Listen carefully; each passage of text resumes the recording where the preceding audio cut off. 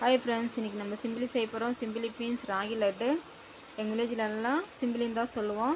வாங்க எப்படி செய்யுதுன்னு பார்க்கலாம். ஃபஸ்ட்டு கேழ்வரகு மாவை உப்பு தண்ணி போட்டு நல்லா ஈரப்பதத்தோடு கலந்து எடுத்து வச்சுக்கோங்க. எடுத்து வச்சதை இட்லி சட்டியில் போட்டு நல்லா வேக வைங்க. அட்லீஸ்ட் ஒரு 20 நிமிஷம் தான் வேகணும். அது ஒரு பக்கம் வேகட்டும். நெக்ஸ்ட்டு வந்து வேர்க்கடலையே தேவையான அளவு எடுத்துக்கோங்க. ராகி மாவு எவ்வளோ எடுக்கிறோமோ அதில் வந்து 1/4 பாகத்துக்கு கொஞ்சம் அதிகமாக வேர்க்கடலை எடுக்கணும். வேர்க்கடலை எடுத்து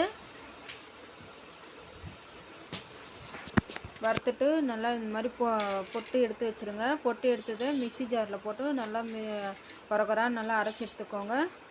இது ராகி மாவுக்கு தேவையான அளவு வெல்லம் சேர்த்து நல்லா கொரகொரப்பாக அரைச்சி எடுத்துக்கோங்க. அரைச்சி எடுத்தது ராகி மாவு வெந்துச்சு. வெந்த பிறகு மிக்ஸி ஜாரில் போட்டு நல்லா அரைச்சி எடுத்துக்கோங்க. அரைச்ச ராகி வெல்லமும் வேர்க்கடலையும் சேர்த்து அரைச்சி வச்சது தேவையான அளவு இனிப்புக்கு தேவையான அளவு போட்டு நல்லா மிக்ஸ் பண்ணிக்கோங்க. மிக்ஸ் பண்ணிவிட்டு நல்லா அதையும் நல்லா அரைச்சி எடுத்துக்கோங்க.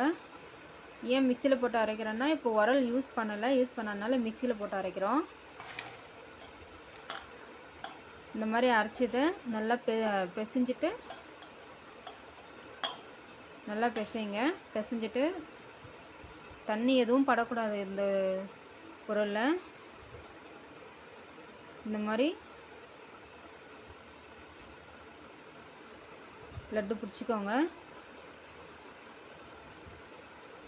உடம்புக்கு ரொம்ப நல்லது. ராகி, வெல்லம், வேர்க்கடலை எல்லாத்துலேயுமே இரும்பு சத்து அதிகம். இது ரொம்பவும் நல்லது. இது ராகி லட்டு செஞ்சிட்டோம். இந்த வீடியோ பிடிச்சிருந்தா லைக் பண்ணுங்கள், ஷேர் பண்ணுங்கள், சப்ஸ்கிரைப் பண்ணுங்கள் ஃப்ரெண்ட்ஸ். பாய், தேங்க்யூ.